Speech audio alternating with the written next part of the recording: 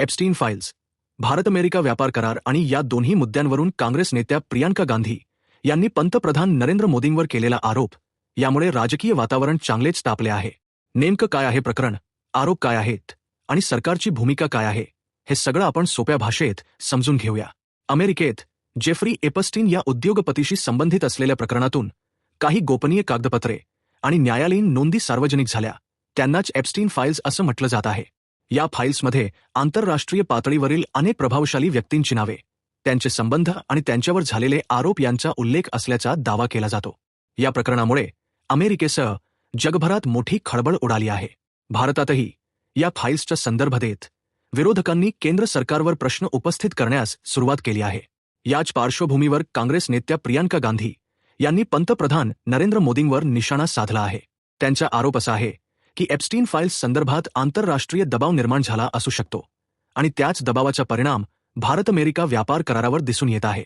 त्यांच्या मते हा व्यापार करार केवळ आर्थिक निर्णय नसून त्यामागे काही राजकीय आणि आंतरराष्ट्रीय हितसंबंध दडलेले असू शकतात. प्रियांका गांधी यांनी असा सवाल उपस्थित केला आहे की हा करार इतक्या घाईत का करण्यात आला आणि त्यातून नेमका फायदा कोणाला होणार आहे. भारत आणि अमेरिका यांच्यात झालेला हा व्यापार करार दीर्घकाळ चर्चेत होता. या कराराचा उद्देश दोन्ही देशांमधील व्यापार वाढवणे, गुंतवणुकीला चालना देणे आणि काही वस्तूंवरील आयात निर्यात कर सवलती देणे असा सांगितला जात आहे.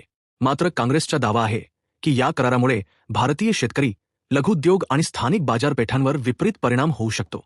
प्रियांका गांधी आणि इतर काँग्रेस नेत्यांचे म्हणणे आहे की अमेरिकन कंपन्यांना जास्त फायदा होईल, तर भारतीय घटकांना तोटा सहन करावा लागेल. एप्स्टीन फाईल्स आणि या व्यापार कराराचा संबंध जोडत काँग्रेसकडून असा आरोप केला जात आहे की पंतप्रधान मोदी आंतरराष्ट्रीय दबावाखाली निर्णय घेत आहेत. तर मित्रांनो, या प्रकरणावर तुमचं मत काय आहे? हा केवळ राजकीय आरोप प्रत्यारोपांचा खेळ आहे की खरंच काही गंभीर प्रश्न उपस्थित होत आहेत? तुमचं मत कमेंटमध्ये नक्की लिहा.